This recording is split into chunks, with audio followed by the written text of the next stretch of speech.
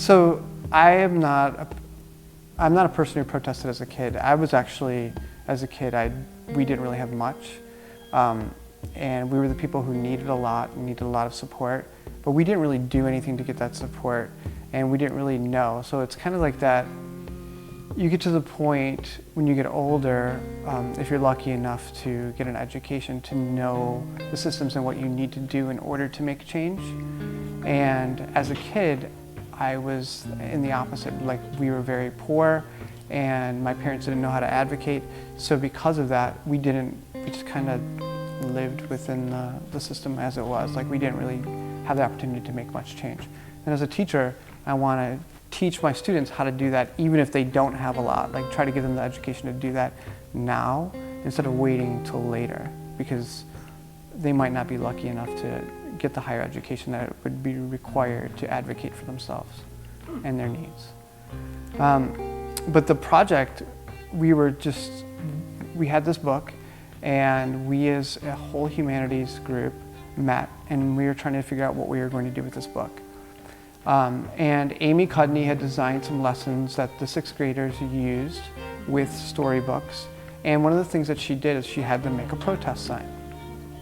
And we, as a humanities department, we were trying to give them some context. And one of the things that we looked at was a children's march in Alabama during the Civil Rights Movement.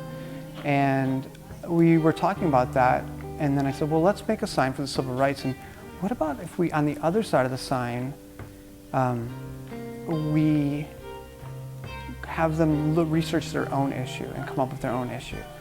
And that will help the kids really be invested in the project and even the novel, because not only is it talking about civil rights and people's rights, which always interests middle school kids, but it's also talking about what they're passionate about. So it gives them an opportunity to really research and do something that's based on their choice.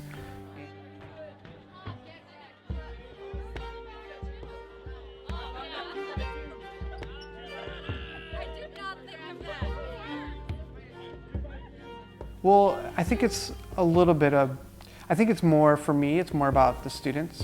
It's more about the impact or the effect that they can actually make change. It's more about teaching the students that they can be an instrument of change. And for the students, hopefully they can see that as well. And that maybe they can make a little bit of change. You never know when voices are heard, what can actually change and what can happen. And we live in a time right now where marching and advocacy and all of that is so mainstream. I think it's a perfect time to build on that.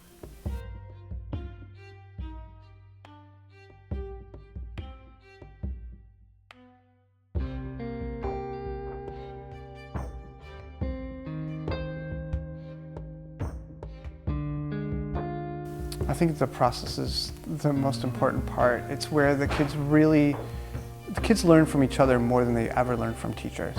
And the conversations that they have while they're doing their signs and explaining what is going on and what motivated them to do that can help with the motivation of other students.